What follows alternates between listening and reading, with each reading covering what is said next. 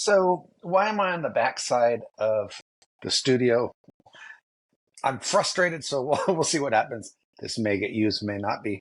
I'm frustrated, and I'm going to make some lunch. So I'll tell the story. Was doing a podcast. She was a business owner. She wanted to put her company out there so you guys would all go apply to it, which is totally fine. I understand what she was doing. She wanted to advertise her company, that it's a great place to work. However, in doing so, I'm totally fine with that. This is totally what word of mouth jobs is all about for the employer and the employee. But what we're about is being honest. You need to be honest with what you're offering and what your expectations are. So here's what, that's really hot. So what she ended up saying was, hey, anybody could work here. Everybody's qualified and I'd love to see everybody. So just apply, apply, apply. That's BS. Dude, seriously, a blind man can't drive a bus. There's some harsh realities in the world, and that's one of them. So when I started diving in deeper and asking her questions about this person and why would this be a qualified person and why wouldn't, the ones that she said wouldn't be qualified, she still wanted to see. It's crap.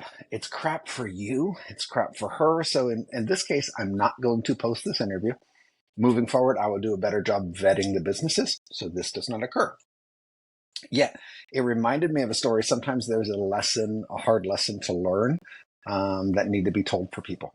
And that is, I apologize, let me get this neat. All right, so in this case, it reminded me of a story. There was this awesome person, and out of all the GMs I've ever known, she's probably the most loving and caring for her people.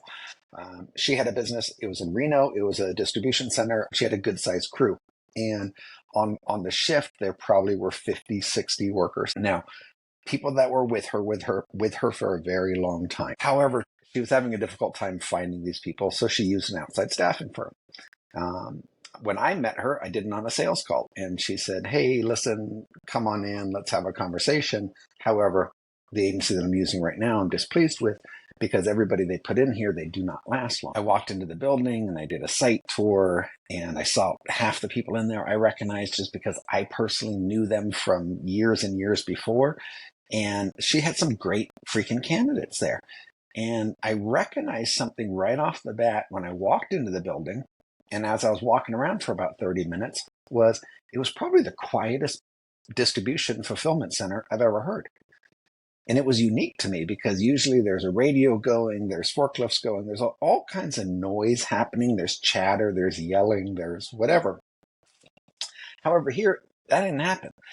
And the reason why I discovered when I went around the corner, they were all doing a voice to pick. And that means normally people would use a scan gun. They'd push a cart down an aisle, use a scan gun, grab it. That's how you get your order from Amazon or Chewy or Zulily or anywhere else, right? So it's on a shelf. Somebody runs up, they scan an item, they put it in their cart. In this case, they spoke it. So they said the name. The items were in front of them. They reached up and they said 89420, quantity 2. The voice in their head, the voice in their headset told them affirm, asked them how many, did all of this stuff. So as I was leaving, we say our goodbyes, and I'm going to go put together a package for her, a proposal to do staffing for her company. Now, my boss has told me before, Derek, don't consult for free. That's not what your job is. However, Chanel was so awesome, I couldn't help it. On my way out, I said to her, Chanel, I don't want to speak out of turn, but I noticed something right off the bat. What you do is something different. And what I've recognized is, quite simply, this solution can be done by you, can be done by this other staffing firm. It can be done by me. I'd love it to be done by me. But you need to hire introverts. That was it. As I left the door, out I go. All right. The next week I'm calling. I thought it was a great meeting. We had a good time. I thought everything was good. I call her the next week, nothing.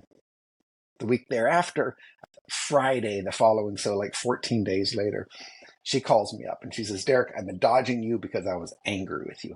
How dare you say that about my employees? How dare you say that my people were introverts? Then I came to the realization, Derek, that you're right, that I needed an outside perspective. The fact that they're not allowed to speak to each other and they're familiar with talking to each other in all the other buildings, they walk in here and it's unique for them and they don't last. So thank you very much for opening my eyes to that. I absolutely appreciate it. So ladies and gentlemen, word of mouth jobs, this is what we're here for. If you are a cocktail waitress or you are an IT, a data entry guy, if you are a developer, we have these preconceived notions of what your job is. I want to hear it. I want to hear it from you directly from your mouth. I'm going to ask you a question, not just about your job, but because you're only working 40 hours, 50 hours a week. For the rest of the time, what are you doing? What type of personality, what type of candidate profile does that build? It's the companies, they need to do the same thing. They need to say, this is what we offer. And it's not just a benefits package. It's not just Fridays off, whatever. The way you manage, do you micromanage? Do you not micromanage? So this all means different things on who is going to be successful. Anyhow, my rant is over. I'm going to make this sandwich. I absolutely appreciate you listening. And this is very awkward. I'll be in the studio on the next time. By the way, down below is going to be a link. If you are interested in being interviewed on the podcast, if you're an individual, a company, or you are just a professional in a unique profession, I want to speak to you. Just know I'm going to ask you difficult questions that you might not want to admit to yourself, like Chanel did at the time. Anyway, I'll see you next time. Thanks for tuning in. Talk to you later. Bye-bye.